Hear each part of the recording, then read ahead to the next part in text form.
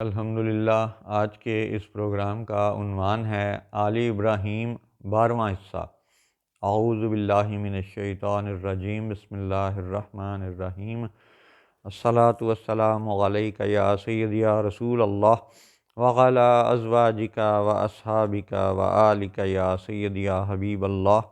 الحمدللہ لاہور شہر میں آج بروز یوم الاحد 16 رجب 1445 ہجری اور 28 جنوری 2024 عیسوی ہے۔ آل، ذریت، بنی، بیٹے، ان سارے الفاظ پر اور ان سے متعلقہ مضامین اور مفاہیم پر کئی آیات قرآنی پیش کی گئیں، اور آج کے اس پروگرام میں بھی انشاءاللہ ہم سورہ آل عمران کی 2 آیات کے حوالے سے بات کریں گے، جس سے یہ ثابت ہوتا ہے کہ جناب محمد الرسول اللہ صلی اللہ علیہ وسلم پر ایمان لانے والے اور حضرت ابراہیم علیہ السلام پر ایمان لانے والے یہی مومن ہیں، اور اللہ ان کا دوست ہے، اور یہی حضرت ابراہیم کے صحیح جانشین ہیں۔ پہلی آیت ہے آج کے پروگرام کی تیسری سورت، سورہ آل عمران، آیت 67۔ اعوذ باللہ من الشیطان الرجیم۔ ما کان ابراہیم یہودیا ولا نصرانیا ولکن کان حنیفا مسلما وما کان من المشرکین۔ ابراہیم نہ یہودی تھے اور نہ نصرانی، بلکہ حنفی مسلمان تھے اور مشرکوں سے نہ تھے۔ اب یہ جو حصہ ہے کہ وما کان من المشرکین، یہ بڑا ایک شاندار ایک الگ موضوع ہے۔ اس کو ہم ابھی آج آل اور بنی کے حساب سے ابھی زیر بحث نہیں لاتے، لیکن پہلے حصے میں تو یہ بیان کیا گیا ما کان ابراہیم یہودیا ولا نصرانیا ولکن کان حنیفا مسلما، کہ ابراہیم علیہ السلام نہ یہودی تھے نہ نصرانی، بلکہ حنفی مسلمان تھے۔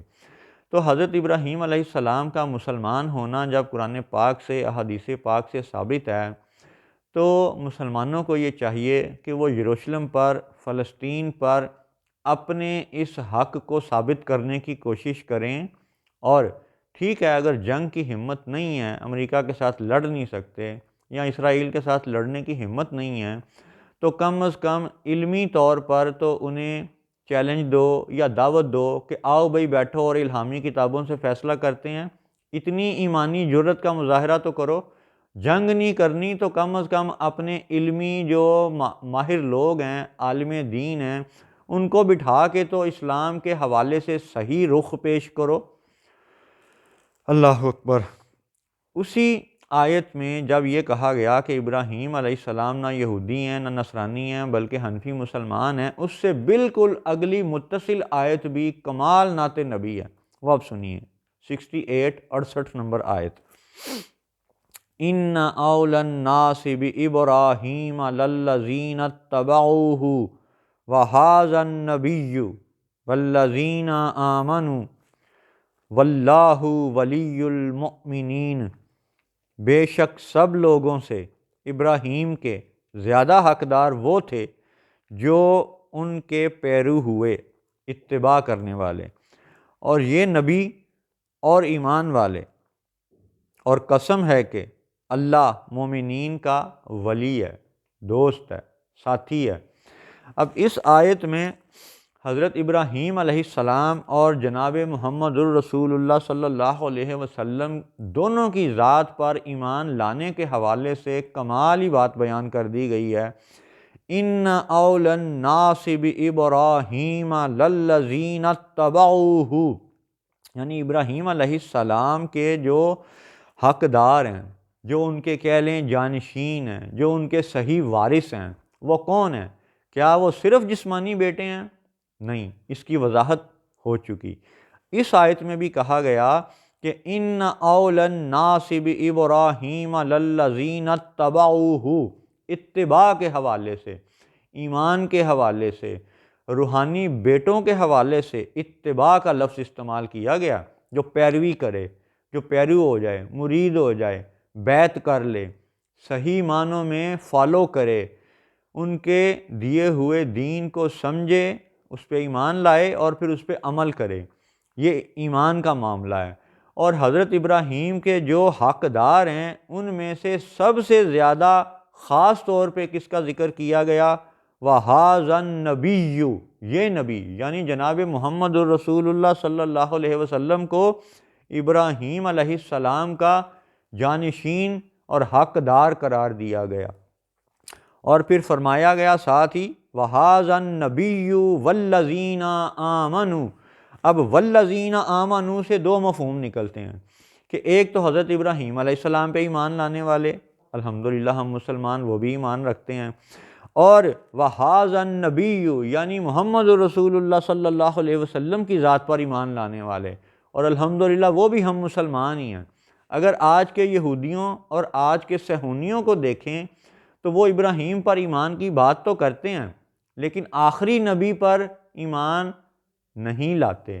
لہٰذا پہلے بھی اس حقیر نے یہ عرض کی کہ یہ جو فتنہ دجال ہے دراصل یہ عقیدہ ختم نبوت کی جنگ ہے، کیونکہ آخری نبی کے حوالے سے ہی ہر بات کا فیصلہ ہونا ہے، اور قرآن کا فیصلہ یہ ہے کہ ابراہیم کا جانشین، ابراہیم کا وارث کون ہے؟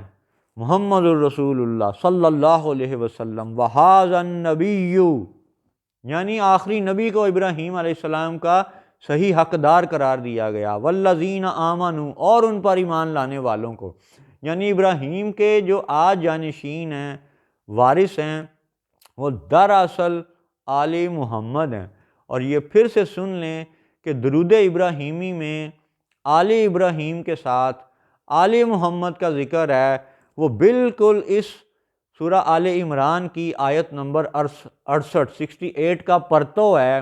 دونوں ایک دوسرے کی تشریح و تعویل ہیں، دونوں ایک دوسرے سے مطابقت رکھتے ہیں، مناسبت رکھتے ہیں، اور کیا شاندار نعت نبی ہے کہ جہاں پہ اللہ تعالیٰ حضرت ابراہیم علیہ السلام کا جانشین آخری نبی کو قرار دیتا ہے، وَهَذَا النَّبِيُّ، اسی کا پرتو ہر نماز میں دہرائے جانے کا حکم ہے کہ ہر فرض نماز میں، ہر سنت نماز میں، ہر نفل نماز میں جہاں پہ بھی درود ابراہیمی آئے گا وہاں پہ آل ابراہیم کے ساتھ آل محمد آئے گا۔ اور یاد رہے کہ محمد الرسول اللہ کے آج کوئی جسمانی بیٹے موجود نہیں ہیں، جتنے بھی ہیں اور جتنے بھی ہوں گے وہ سب ایمانی اور روحانی بیٹے ہیں۔ اور یہی درود شریف کی حکمت ہے کہ اب تا قیامت آل ابراہیم وہی ہوگا جو دراصل آل محمد ہوگا صلی اللہ علیہ وسلم۔ السلام علیکم ورحمۃ اللہ وبرکاتہ۔